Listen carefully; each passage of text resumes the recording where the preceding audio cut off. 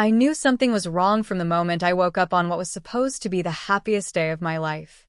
The autumn sunlight filtering through the curtains felt like an omen rather than a blessing, casting shadows where there should have been only light. My name is Olivia Blackwood, and I was about to discover the true meaning of humiliation. "You look stunning," my mother whispered, tears glistening in her eyes as she adjusted my veil for the 100th time. "Nathan isn't going to know what hit him." I forced a smile, ignoring the knot in my stomach that had been tightening since dawn. Everything was perfect. The vintage lace dress I'd spent months searching for, the rustic barn venue decorated with fairy lights and wildflowers, the three-tiered cake topped with hand-painted sugar flowers that matched my bouquet. Everything except the growing sense of dread clawing at my throat. "Has anyone heard from Nathan today?" I asked casually, watching my mother's reflection in the mirror. A flicker of something, concern, unease, crossed her face before she could mask it with another smile. "He's probably just running late, sweetheart. You know how men are on their wedding day." But I didn't know. How could I? This was supposed to be my first and only wedding day. My phone vibrated on the dressing table. I lunged for it, nearly tearing my veil in the process. "Is it him?" my sister Melissa asked, hovering nearby. It wasn't. Just another congratulatory text from a college friend who couldn't make it. I set the phone down, trying to ignore how my hands trembled. "It's fine," I said to no one in particular. "Everything's fine." The minutes crawled by like hours as we waited in the bridal suite. The ceremony was scheduled to start at 2 p.m. At 1:45, there was still no word from Nathan. "I'm going to check if he's arrived yet," my father announced, his formal suit and tie at odds with the concern etched across his weathered face. When he returned 5 minutes later, I knew. "Olivia, sweetheart," he began, and I felt my world tilt on its axis. "He's not coming, is he?" I asked quietly, already knowing the answer. My father's silence was confirmation enough. Did he say why?" My voice sounded distant, as if it belonged to someone else. "His best man just called. Apparently, Nathan left a note at his apartment. He said he couldn't go through with it." The room fell silent. I could feel their eyes on me, my mother, my sister, my bridesmaids, all waiting for the breakdown that should have come next. The tears, the screaming, the collapse. Instead, I stood up, smoothing the front of my $5,000 wedding dress with shaking hands. "Well," I said, my voice unnaturally steady, "I suppose we should tell the guests." "Olivia, you don't have to," Melissa started, but I cut her off. "No, you don't. I owe them that much, at least." Walking down that aisle, the same aisle I'd imagined walking down toward Nathan, was the longest journey of my life. 200 faces turned toward me, expressions shifting from expectation to confusion as they realized I was alone. I reached the altar where Pastor Reynolds waited, his kind face etched with sympathy. "Nathan isn't coming," I announced, my voice carrying through the hushed barn. "The wedding is off. I'm so sorry for the inconvenience." There was a collective gasp, followed by murmurs of shock and disbelief. I stood there, a jilted bride in all her finery, feeling the weight of their pity pressing down on me like a physical force. "Please," I continued, fighting to keep my voice from breaking, "enjoy the food and drinks. There's no reason to let it go to waste." Before anyone could respond, I turned and walked back down the aisle, head held high, even as the first tear slid down my cheek. I made it all the way to the bridal suite before the dam broke. I sank to the floor, my beautiful dress pooling around me like a deflated dream, and finally let myself fall apart. That night, I sat alone in my apartment, still in my wedding dress, surrounded by the gifts I would have to return and the shattered pieces of the future I'd planned. My phone had been ringing nonstop, friends, family, even some of Nathan's relatives calling to express their shock and sympathy. I ignored them all, staring instead at the one message I'd received from the man who was supposed to become my husband that day. "I'm sorry. Leave." I just couldn't do it. Please don't hate me. 5 years together. 1,000 dreams shared. Countless promises made. All reduced to a single text message and a cowardly escape. I took a deep breath, typed a response, and then deleted it.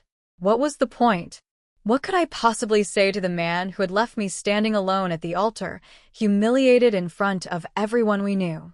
Instead, I poured myself another glass of champagne, the same vintage we'd selected for our toast, and raised it in a silent, bitter salute to the empty space where my future had once been.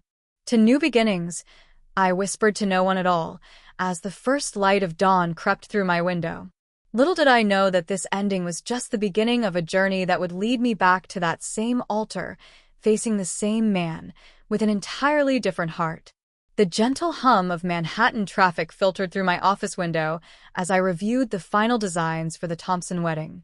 1 year had passed since my own wedding disaster, and in that time, I'd thrown myself into building my event planning business with a fervor that surprised even me. "These look amazing, Olivia," said Maya, my assistant and closest confidant over the past year. She leaned against my desk, eyeing the mood boards critically. "Although I still think the roses are a bit much." I shrugged, a half-smile playing on my lips. "The bride wants roses, the bride gets roses. That's our motto, remember?" "I thought our motto was no bridezillas before noon," Maya quipped, passing me a steaming cup of coffee. "That's our unspoken rule," I corrected, gratefully accepting the caffeine boost. Big difference. My phone buzzed, the screen lighting up with a calendar notification. Shit, I'm late for the venue walkthrough at the plaza. As I gathered my things, Maya blocked my path, her expression suddenly serious. "Before you go, there's something you should know. I was going to tell you earlier, but..." The hesitation in her voice made me pause. "What is it?" "I saw Nathan yesterday. Downtown, near that coffee shop you used to like." My stomach lurched at the sound of his name. Despite a year of healing, despite the new life I'd built from the ashes of my humiliation, the mention of Nathan still had the power to knock the wind out of me. "And?" I prompted, working to keep my voice neutral. "He asked about you," Maya said carefully. "Wanted to know how you were doing." I laughed, a short, sharp sound devoid of humor. "Well, I hope you told him I'm absolutely thriving without him." "Actually, I told him to go to hell," Maya said with a grim smile. "But he seemed, I don't know, different." "Different how?" I asked before I could stop myself. Maya shrugged. "Less polished, I guess? Like he'd had a rough year." "Good," I said firmly, pushing past her toward the door. "He deserves a lifetime of rough years after what he did." But as I hailed a cab outside our office building, Maya's words echoed in my mind. Nathan looking rough. The image didn't quite compute. Nathan had always been meticulously put together, designer suits, perfect hair, the kind of man who wouldn't be caught dead with a wrinkled shirt. I shook the thought away. Whatever state Nathan was in now, it wasn't my concern. I had a business to run, clients who depended on me, and a life that was finally beginning to feel like my own again. The plaza was buzzing with activity when I arrived. Florists arranging sample centerpieces, lighting technicians adjusting fixtures, waitstaff practicing their choreographed service routine. This was my world now, creating perfect days for other people, even as I'd learned the hard way that perfection was an illusion. "Ms. Blackwood," the venue coordinator greeted me warmly. "The Thompsons are already here, waiting in the ballroom." I forced myself back into professional mode, pushing thoughts of Nathan to the recesses of my mind. "Lead the way." The day proceeded as planned, discussions about lighting, debates over seating arrangements, finalizing the menu.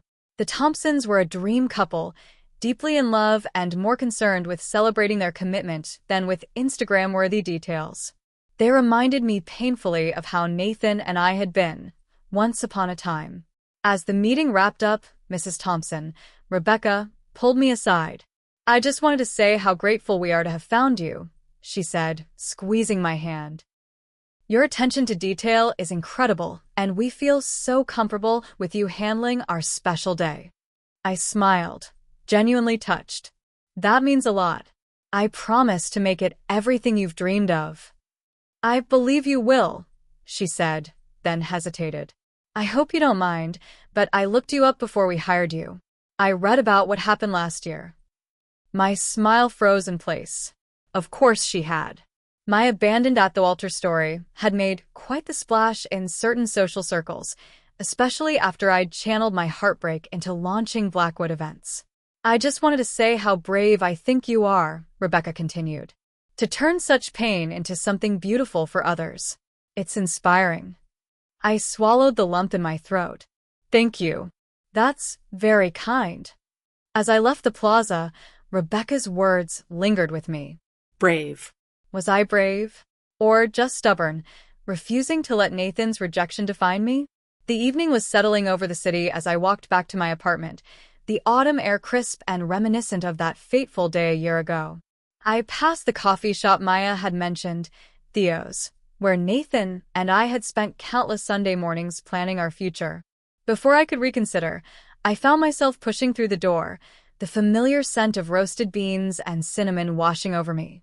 The place hadn't changed, same mismatched furniture, same local artwork on the walls, same grumpy barista behind the counter. Olivia. The voice froze me in place. A voice I'd tried desperately to forget, even as it haunted my dreams. I turned slowly, and there he was. Nathan Wells, looking nothing like the man I'd once planned to marry. Maya was right. He did look rough.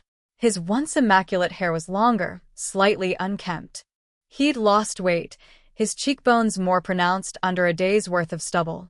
But it was his eyes that had changed the most, the confident gleam replaced by something darker, more haunted.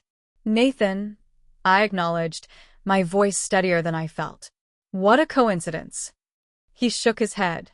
Not exactly. I come here every evening around this time, hoping I might run into you someday. The confession caught me off guard. Why? Because I needed to see you, he said simply. To tell you how sorry I am. To explain. I don't need your explanations. I cut him off, the calm I'd cultivated over the past year threatening to shatter. It's a year too late for that. Nathan flinched, as if I'd slapped him. I know. God, I know that. But Liv. Don't call me that, I snapped. Only the people who loved me got to call me Liv. And Nathan had forfeited that right the moment he'd left me standing alone in my wedding dress. He nodded, accepting the rebuke. Olivia, then. Please, just 5 minutes. That's all I'm asking. Part of me wanted to walk away, to deny him even that small courtesy. But another part, a part one thought I'd buried under 12 months of hard-won recovery, was curious. What possible explanation could justify what he'd done? 5 minutes. I agreed reluctantly. Then I never want to see you again. Relief flooded his features. Thank you. We sat at a corner table, as far from the other patrons as possible. Nathan's hands shook slightly as he set down 2 coffees, a flat white for himself and a vanilla latte for me. He still remembered how I took my coffee. The realization sent an unwelcome pang through my chest. I was diagnosed with severe panic disorder, he said without preamble. 3 months before the wedding. This was not what I'd expected. What? Nathan's gaze dropped to his coffee. I'd been having attacks for months, but kept convincing myself it was just wedding stress. Then I collapsed at work. They thought it was a heart attack at first. I remained silent, processing this new information. The doctor said my anxiety levels were off the charts. They put me on medication, recommended therapy. He looked up, his eyes filled with shame. I didn't tell you, because I was embarrassed. Me, Nathan Wells, the guy who's supposed to have everything under control, falling apart over nothing. It's not nothing, I said automatically. Mental health is serious, Nathan. I know that now, he said quietly. But back then, I was in denial. I stopped taking the medication because it made me feel foggy. I skipped therapy sessions, telling myself I could handle it on my own. And then, I prompted, already dreading where this was heading. And then it got worse. Much worse. The night before our wedding, I had the most severe attack yet. I was convinced I was dying, convinced I was going to ruin your life by being this broken person. His voice cracked. So I ran. Like a coward. I sat back, trying to absorb this revelation. Part of me felt sympathy. No one deserved to suffer like that. But another part, the part that still woke up in cold sweats reliving my public humiliation, remained unmoved. Why a text, Nathan? After 5 years together. Why did you only send a text? His face contorted with regret.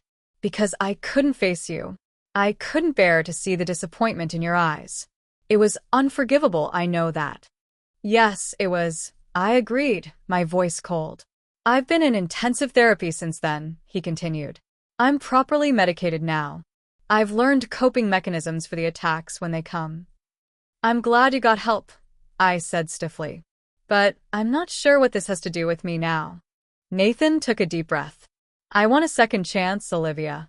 I know I don't deserve it, but I'm asking anyway. I never stopped loving you. The words hung between us, charged with a year's worth of pain and regret. I stared at him, this man I'd once planned to spend my life with, and felt nothing but a dull ache where love had once burned bright. No, I said finally. You're right. You don't deserve a second chance. What you did to me wasn't just hurtful, Nathan. It was cruel. You left me to face 200 people alone, to explain something I didn't even understand myself. You turned what should have been the happiest day of my life into a public spectacle of my rejection. I know, he whispered, and I'll regret it until the day I die. Your 5 minutes are up, I said, rising from my seat. I wish you well, Nathan. I really do. But whatever we had is over. I walked out of Theo's without looking back, my heart pounding in my chest. The crisp evening air felt like salvation after the suffocating tension of that conversation. My phone buzzed as I reached the corner. A text from Maya. You okay? You've been MIA all afternoon. I took a steadying breath and typed back. Nathan cornered me at Theo's. Wanted to explain why he left me at the altar. Maya's response was immediate. OMG. Do I need to come over with wine and destruction plans? Despite everything, I smiled. No, I'm fine. Really? But rain check on the wine? As I continued toward home, Nathan's words echoed in my mind. I never stopped loving you. The unfairness of it all struck me anew. How dare he declare his love now, after everything he'd put me through? How dare he ask for a second chance when I'd had to rebuild my entire life from scratch? But beneath the anger, a small, traitorous part of me whispered, what if? What if his explanation was genuine? What if the man I'd loved had truly been suffering, making a terrible decision in the midst of a mental health crisis? I pushed the thoughts away. It didn't matter. Whatever his reasons, some bridges couldn't be rebuilt once burned. And Nathan had reduced ours to ashes the moment he decided his pain mattered more than mine. I unlocked my apartment door, immediately greeted by my cat, Fitzgerald, winding between my ankles. The space was nothing like the home Nathan and I had shared. That apartment, filled with our mingled possessions and shared memories, had been the first thing I'd abandoned after the non-wedding. This place was entirely my own, decorated in bold colors and eclectic pieces Nathan would have hated. It was a physical manifestation of my recovery, proof that I could build something new and beautiful from the rubble he'd left me in. As I changed into comfortable clothes and poured myself a glass of wine, I tried to shake off the encounter. One conversation couldn't undo a year of healing. I wouldn't let it. My phone buzzed again. Unknown number. I know you said no, and I'll respect that. But if you ever change your mind, I'll be waiting. N. I stared at the message, my finger hovering over the delete button. Something stopped me. Not hope, certainly not forgiveness. Just a strange, numb curiosity about the road not taken. I set the phone down without responding and curled up on my sofa, Fitzgerald purring beside me. Tomorrow, I would throw myself back into work. Tomorrow, I would forget Nathan Wells had ever walked back into my life. But that night, I dreamed of a different ending to our story. One where he showed up, where we exchanged vows, where promises were kept instead of shattered. I woke with tears on my cheeks and a hollow ache in my chest, feeling as if I'd lost him all over again. 3 weeks after my unexpected reunion with Nathan, life had almost returned to normal. Almost. His reappearance had reopened wounds I thought had long since healed, leaving me disoriented in moments I least expected. catching a glimpse of someone who resembled him on the subway, hearing our song playing in a department store, finding an old photograph tucked into a book I hadn't opened in years. I think you should talk to him again, Maya said one evening as we finalized details for the Thompson wedding, now just 2 weeks away. I looked up from my laptop, startled. What? Nathan, she clarified, as if I might have forgotten the man who'd broken my heart so spectacularly. I think you should hear him out. Properly this time.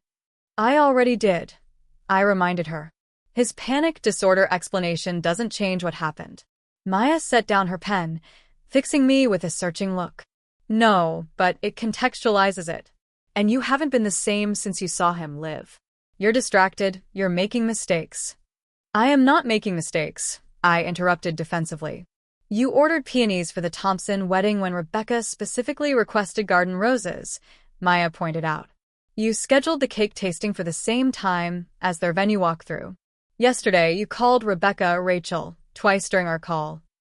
I felt my cheeks burn. She was right. I had been off my game. That doesn't mean I should go running back to Nathan.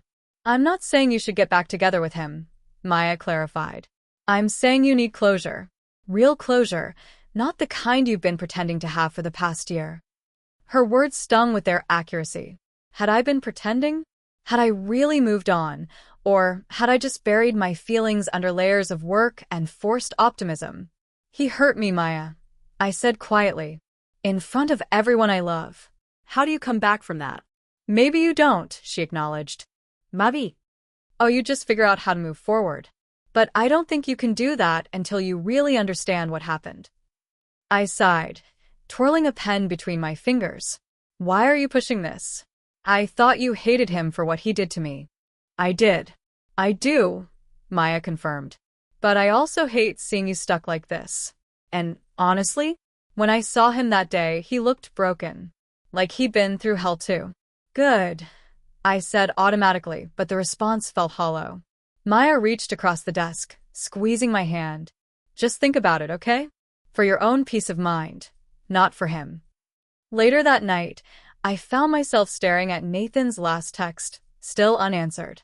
If you ever change your mind, I'll be waiting. Before I could overthink it, I typed a response. Coffee. Saturday at 10. 10. Just talking, nothing more. His reply came almost instantly. I'll be there. Thank you, Olivia. I set the phone down, my heart racing. What was I doing? Opening myself up to more pain? Giving Nathan a power over me he didn't deserve? No, I decided. Maya was right. This was about my closure, not his redemption. I needed to understand, truly understand, what had happened that day. Not for Nathan's sake, but for my own. Saturday morning arrived with a crisp chill that hinted at the approaching winter. I dressed carefully. Not to impress Nathan, I told myself, but to armor myself against whatever emotions this meeting might stir up. A sleek black sweater, dark jeans, boots with just enough heel to make me feel confident. My hair, which I'd cut short in an act of post-heartbreak rebellion, was now grown out to my shoulders, styled in loose waves. Nathan was already waiting when I arrived at Theo's, seated at the same corner table from our last encounter. He stood as I approached, his eyes taking me in with an intensity that made me feel exposed. You look beautiful, he said softly. Thank you, I replied stiffly, sliding into the seat across from him. You look better. It was true. The haunted look had faded somewhat, though there was still a wariness in his eyes that hadn't been there during our relationship. He'd gained back some weight, and his hair was neatly trimmed again. An awkward silence fell between us, heavy with unspoken words. I ordered for you, Nathan said, gesturing to the vanilla latte in front of me. I hope that's okay. I nodded, wrapping my hands around the warm mug. Maya thinks I need closure, I said bluntly, skipping the small talk. That's why I'm here. Nathan's face fell slightly, but he nodded. I understand. Ask me anything. I took a deep breath. Why didn't you tell me about your diagnosis? We were supposed to get married, Nathan. In sickness and in health. Isn't that the point? He flinched. I was ashamed. Terrified that you'd see me differently. That you'd realize you were marrying someone defective. That's insulting, I said sharply. To me and to anyone with mental health issues. I would never have judged you for having panic disorder. I know that now, he said quietly. But at the time, I wasn't thinking rationally. The attacks were getting worse, and the closer we got to the wedding, the more convinced I became that I was going to ruin your life. So instead, you humiliated me in front of everyone we know, I said, unable to keep the bitterness from my voice. Nathan's eyes filled with anguish. I know no apology will ever be enough. But Olivia, you have to believe me. Leaving you was the worst mistake of my life. I've regretted it every day since. I stared at him, trying to reconcile this broken, remorseful man with the person who had abandoned me so cruelly. What have you been doing this past year? I asked, changing tack. Relief flickered across his features at the shift in conversation. Therapy mostly. Multiple sessions a week at first. I had to learn how to manage the panic attacks, how to recognize the warning signs. I left the investment firm. The pressure, there was a major trigger. You left your job? I couldn't hide my surprise. Nathan had been on the fast track to partner, something he'd worked towards single-mindedly for years. He nodded. I'm teaching now. Economics at NYU. The schedule is more flexible, and I find I actually enjoy it more than the corporate rat race. I tried to picture Nathan in a classroom, sharing his knowledge with eager students. It was a jarring image, so different from the high-powered executive I'd known. And what about? I hesitated, almost afraid to ask. Have you been seeing anyone? Nathan shook his head. No. There hasn't been anyone since you. I couldn't even consider it. An uncomfortable silence fell between us. Outside, rain began to patter against the windows, turning the world beyond the glass into a blur of muted colors. What about you?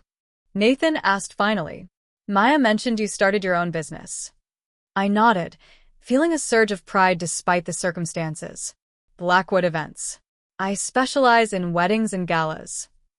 A pained smile crossed his face. That's ironic. It's healing, I corrected. Taking something that brought me so much pain and transforming it into something positive for other people. You always were the strongest person I knew, Nathan said softly. Even before everything. I didn't feel strong. Sitting across from him, I felt raw and vulnerable, as if he could see right through the careful facade I'd constructed over the past year. Why now, Nathan? I asked abruptly. Why reach out after a year? Why not sooner, or not at all? He studied his coffee mug. My therapist advised against it at first. Said I needed to focus on my own recovery before I could even think about making amends. And she was right. 6 months ago, I wouldn't have been able to have this conversation without falling apart. And now I still feel like I might fall apart, he admitted. But I've learned to live with that feeling. To recognize that anxiety is just a part of me, not all of me. I nodded, understanding despite myself. And what exactly are you hoping for from me? Nathan met my gaze directly. Honestly, I don't know. When I first started looking for you, I was still in that fantasy stage of recovery, convinced that if I could just explain, everything would magically go back to how it was before. And now, I pressed. Now I know better, he said quietly. I know I shattered something precious, something that might not ever be repaired. But I still had to try. I had to tell you how sorry I am, even if you never forgive me. The raw honesty in his voice caught me off guard. This was a different Nathan than the one I'd known, more vulnerable, more self-aware. My phone buzzed with a text from Maya. Thompson crisis. Call me ASAP. I have to go, I said, already rising from my seat. Work emergency. Nathan stood as well, disappointment evident in his expression. Of course. Thank you for coming, Olivia. It meant a lot. I hesitated, then made a split-second decision. I'm planning a wedding in 2 weeks. At the plaza. If you want to continue this conversation, maybe you could meet me there afterward? Around 8 p.m. Hope illuminated his features. I'd like that. As I hurried out into the rain, I questioned my own sanity. Why had I invited him to the Thompson wedding? What was I hoping would happen? I pushed the questions aside, focusing instead on the crisis Maya had texted about. But deep down, a part of me knew the truth. Despite everything, despite the pain and humiliation, I wasn't ready to let go of Nathan Wells just yet. The Thompson wedding was a masterpiece, every detail perfectly executed, every moment choreographed to create the illusion of effortless romance. Rebecca was radiant in her gown, her new husband looking at her with a devotion that made my heart ache. As the reception reached its peak, I stood at the back of the ballroom, watching the newlyweds' first dance with a mixture of professional pride and personal melancholy. "You've done an amazing job," Maya said, appearing at my side with 2 champagne flutes. "The Thompsons are over the moon." I accepted the champagne gratefully. It did turn out perfectly, didn't it? Almost makes a girl believe in happy endings, Maya mused, watching the couple glide across the dance floor. Almost, I agreed, taking a sip of the bubbly liquid. Maya checked her watch. "It's nearly 8. Is he coming?" My stomach fluttered with nerves. "He said he would." "And are you ready for that?" Maya pressed, studying my face with concern. "No," I admitted. "But I don't think I'll ever be completely ready." She squeezed my shoulder. "I'll be right here if you need me." As if summoned by our conversation, Nathan appeared at the entrance to the ballroom, hesitating as he scanned the crowd. He looked handsome in a charcoal suit, reminiscent of the one he would have worn at our wedding.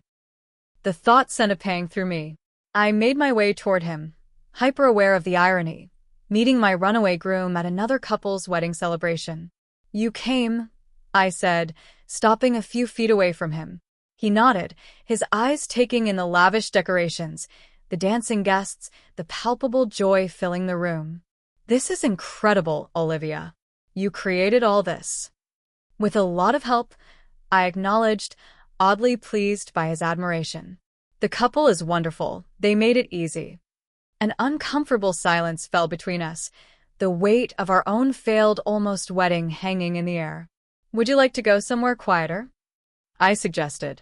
"My work here is essentially done, and it's getting hard to hear over the music." Relief crossed his features. "I'd like that." We ended up in a small parlor adjacent to the main ballroom, the sounds of the reception muffled behind heavy doors. Crystal sconces cast a warm glow over antique furniture and oil paintings of New York from a bygone era. "So," I said, perching on the edge of a velvet settee, "this is what I do now. I create perfect days for other couples." "It suits you," Nathan said, sitting across from me. "You always did have an eye for beauty and detail." Another silence stretched between us, less awkward than before, but still charged with unspoken words. "I've been thinking about what you told me," I finally said. "About the panic disorder, about why you left." Nathan's posture tensed slightly, as if bracing for a blow. "I understand it better now," I continued, choosing my words carefully. "What I can't understand, what I'm still struggling with, is why you didn't come to me afterward. Why you let a year pass without trying to explain." He exhaled slowly. "The simple answer? Shame. Overwhelming, paralyzing shame. Every time I thought about facing you, explaining what I'd done, I would have another attack. My therapist calls it a vicious cycle, anxiety creating more anxiety." I nodded, processing this. "And what's changed now?" "I have," he said simply. "I've learned to manage the disorder, to challenge the catastrophic thinking that accompanies it. And I've spent a year punishing myself for hurting you, replaying that day over and over, imagining all the ways I should have handled it differently." "How would you have handled it differently?" I asked, genuinely curious.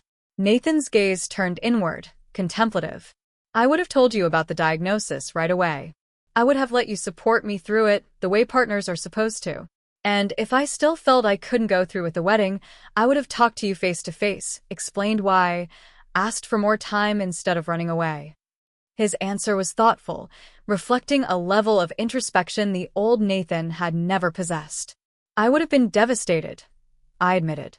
"But I would have understood. I would have stood by you." "I know," he said softly, regret etched into every line of his face. "That's what makes it all so tragic."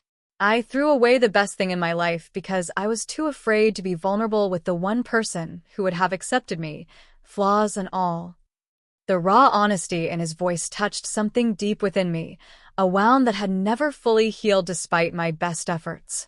"Nathan," I said quietly, "what exactly are you asking for here? What do you want from me?" He leaned forward, his eyes meeting mine with an intensity that made my breath catch. "What I want is a second chance, Olivia. A chance to be the man you deserved the first time around. But I know I can't demand that, can't expect it. So what I'm asking for is whatever you're willing to give, even if it's just forgiveness." The vulnerability in his admission disarmed me. This wasn't the confident, sometimes arrogant man I'd fallen in love with years ago. This was someone new, someone who had been broken and had painstakingly put himself back together. "I don't know if I can give you what you're asking for," I said honestly. "You hurt me in ways I'm still discovering. Some days I think I've moved past it, and then something will trigger a memory and I'm right back there, standing alone at that altar." Nathan nodded, accepting my words without defense. "I understand, and I'll respect whatever decision you make." From the ballroom, the faint strains of a familiar melody drifted through the doors, the song Nathan and I had chosen for our first dance. "Our song," he whispered, recognition flickering in his eyes. For a moment, we both sat in silence, letting the music wash over us like a shared memory. "Dance with me?" Nathan asked suddenly, extending his hand. I hesitated, knowing this moment could be a turning point. Dancing with Nathan would be more than just a dance. It would be opening a door I'd fought hard to keep closed. "Just one dance," he added softly. "Then, if you want me to walk away forever, I will." I took his hand. As we swayed together in that quiet parlor, his arms around me felt both achingly familiar and entirely new. I rested my head against his shoulder, breathing in the scent of him, allowing myself to remember what it had felt like to love him completely. "I've missed you every day," he murmured against my hair. "I've missed you too," I admitted, the truth of it surprising me. "The you I thought I knew." "I'm still that person," he said. "Just more honest now. More complete." As the song ended, Nathan stepped back, still holding my hands in his. "What happens now, Olivia?" I looked at this man who had once been my entire world, who had shattered my heart, and was now asking to piece it back together. "Coffee," I said finally. "Next week. We can start there and see where it leads." The hope that bloomed across his face was almost too much to bear. "I'll wait as long as it takes," he promised. "And this time, I'll be there. No matter what." As we walked back into the ballroom, where the Thompsons were still celebrating their perfect day, I realized something important. Forgiveness wasn't about erasing the past, but about creating space for a different future. I didn't know if Nathan and I would ever make it back to an altar together. But for the first time since he'd left me standing at one, I was willing to find out.